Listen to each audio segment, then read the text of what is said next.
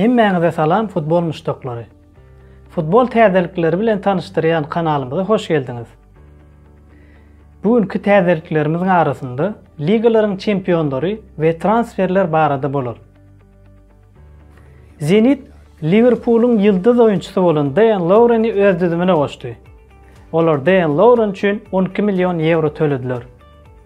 Lovren Zenit bilen 2 ýyllyk şertnama gol çekdi. İkinci täzeligimiz bolsa Angliýanyň Brighton toporundan geldi. Hemme Liverpool jan köýerleriniň garaşy ýaly Adam Lallana Brighton'ın düzümine goşuldy. Lallana Brighton bilen 2023-nji ýyl eçenli şertnama baglanşdy. Olaryň transfer bahasy iki topar tarapyndan hem gizli saklanýar. Lallana ol ýerde 14-nji belgide çykyş eder. Telegrafyň habar bermegine görä, Lallana Liverpool bilen şertnamasy guturup Brighton'a mut geçdi. Aslında bizim pikirimizce Lallana doğru karar verdi. Çünkü bir yerden wagtynda awraýly gaýtmak doğru karardır. Ol eýem 32 ýaşynda ve gelecek üçin doğru karar verdi. Biz Lallana täze toporunda üstünlük arzu edýäris. Bizim indiki täzeligimiz Everton'dan. Dejan Lovren'in Zenit'e geçmeginiň sebebi Branislav Ivanović'in öňümizdäki sezon Carlo Ancelotti'niň eýetçiligindäki Everton'un düzümünde çykyş etjegi bilen güni baglydyr. Özüniň 36 ýaşynda hem futbol karýerasyna dowam etýän Ivanović Premier Liga dolanyp barmagy makul bildi. Ivanović'e üstünlük arzu edýäris. Everton'da jan köýerler gynandyran habar Leighton Baines'dan geldi. Ol şu mövsümiň soňunda özüniň butsusyny divara asjagyny ma'lum etdi. 35 ýaşly Baines Everton'ın hakyky legendasy. Ol takminan 600 oýunda Everton'ın formasyny giydi. Biz Baines'i oyuncu däl de Everton'ın başynda görmek isleýäris. Biziň esasy garaşýan zatlarymyz biri hem Döwler Ligasy, ýagny Liga Çempionów. Ol barada hem ähli täzelikleri bizden alyp bilersiňiz. Munuň üçin kanala agza boluň, jaňjagasy açyň. Indiki täzeligimiz Tottenham'dan. Sezonyň soňunda 2 oyuncu klubdan aýrylar. Olar Jan Vertonghen we Michel Vorm. Klub olar bilen sözleşme uzatmajagyny media ma'lum etdi. Olaryň ikisi hem erkin oyuncu, ýagny swobodny agent statusyna geçýärler.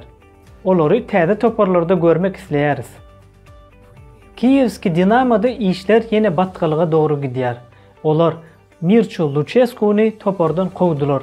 Ya da Lucescu'nun özü klubdan ayrıldı. Emma klub bu arada hiç hili maglumat bermedi. Lucescu soňky interwýusunda şeýle diýipdi. Men öz topary bilen jan köýerleriniň duşmançylyk edýän ýerinde işläp bilmerin. Çünkü geçmişi ýatlap ýaşaýan toparyň gelejegi azdyr. Men Kiýewe ýeňmek üçin geldim. Edil bir näçe ýyl mundan Şahtyor bilen gazanan ýeňişlerimizi Kiýewde gaýtalamak isledim. Emma men tribunanyň goldawyna mätäç. Ukraina meniň ikinji watanym we men jan köýerler bilen aram bozup bilmerin. Maňa ultrasyň, ýagny Dinamo Kiýewiň jan köýerleriniň goldawy gerek diýip aýtdy. Emma Dinamo Kiýewiň jan köýerlerinden Mircho Lucescu üçin hiç hili goldawy gelmedi we şeýlelikde Dinamo ve Lucescu'nun yolları başlamadan ayrıldı.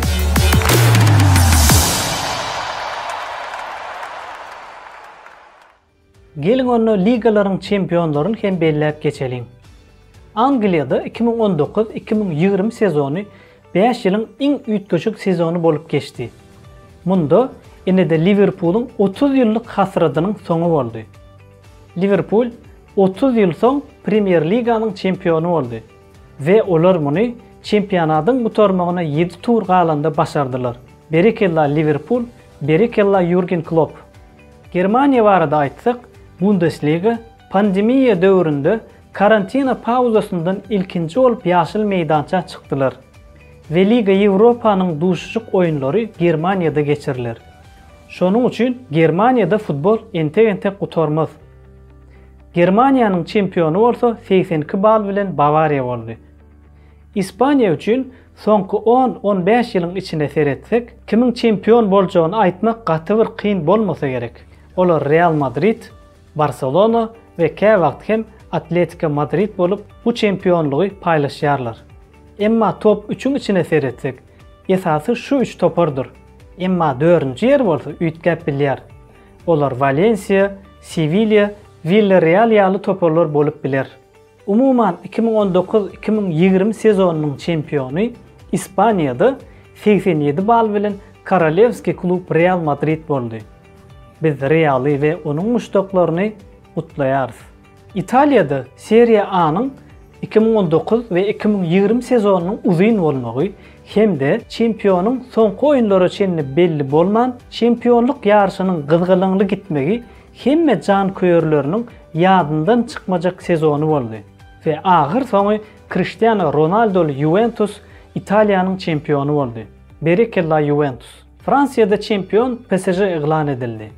Emma Fransiyada liga soňuna çenli oýnalmady ve liganyň doňdurulan wagtyndaky ýagdaýyna seredip çempionu eglan etdiler. Çempion Neymarly PSG. Gollandiýada futbol 2019-2020 sezonu üçin dolu gutordy. Olar bu sezonu çempionsuz ýapmagy makul bildiler. Tarihinde ilkinci gedek yaş klub bolan İstanbul Başakşehir Türkiýanyň çempionu boldy. Başakşehir ýarşy 2 gedek ýyly ýeňilişe sezewar bolup liga başlady. Bu ýagdaý Başakşehir'iň bu sezondan üstünlükli çıkar diýip pikir etdirmedi. Emma tejribeli tälimçi Okan Buruk'un topary çempionatyň gutarmagyny bir näçe oýun galmagyna garamazdan ähli futbol muşdoklaryny hayran galdyryp çempion boldular. Biz İstanbul Başakşehir'i gelecek sezonda hem üstünlükler arzu edýäris. Bugünlükçe şu täzeliklerimizi size yetirmek bilen sizin bilen hoşlaşýarys. Yeni bir gedek ýatlatmak isleýäris.